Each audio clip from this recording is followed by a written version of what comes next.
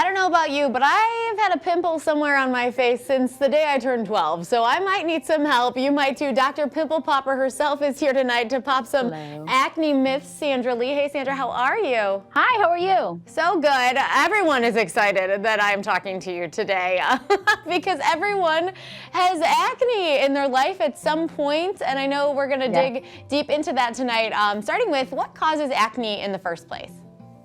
Well, acne is driven by sebum, which is oil in our skin, and that is really controlled by hormones, really. So I think people don't really realize what a big role that hormones play. Hormones are really high during our puberty years, right? So that's why we have such bad acne during that time. But for many of us, our hormones fluctuate up and down throughout our life, and so sometimes it gets worse. Sometimes acne gets worse, sometimes our acne gets better, and it doesn't matter what gender you are or what age you are. So I know you have a new campaign called the AHA is Acne Hormones. Tell us a little bit about, why you decided to do this and what it really means.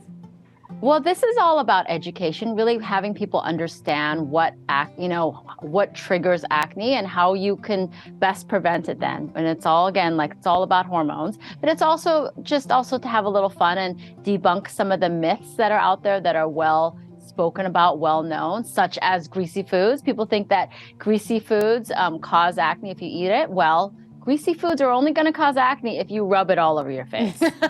So that's the big difference. And also just washing your face. People really encourage people with acne to wash their face more often or maybe more vigorously. And I don't think that that's the case. It actually can hurt you. It can actually irritate your skin more and cause more breakouts or just more damage to your skin.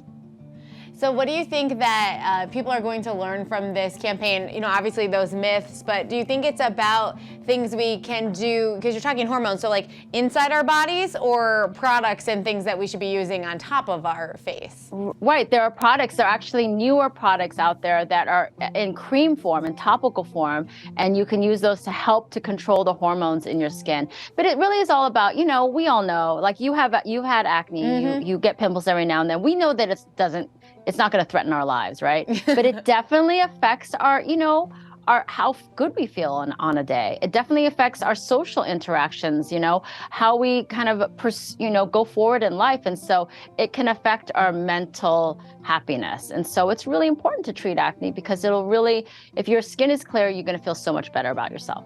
I know I feel like sad, but also happy that there's so much more knowledge out there these days. Yes. My 15-year-old niece, I always tell her how lucky she is. I'm like, you don't understand. When I was 15, there was nothing like a social media talking about this. It was just like a bad magazine article that steered you in the wrong direction. But now we actually have campaigns like this that are going to help all of us. Right. And they're so knowledgeable, and you can see them getting that knowledge. And that's the key, really, right?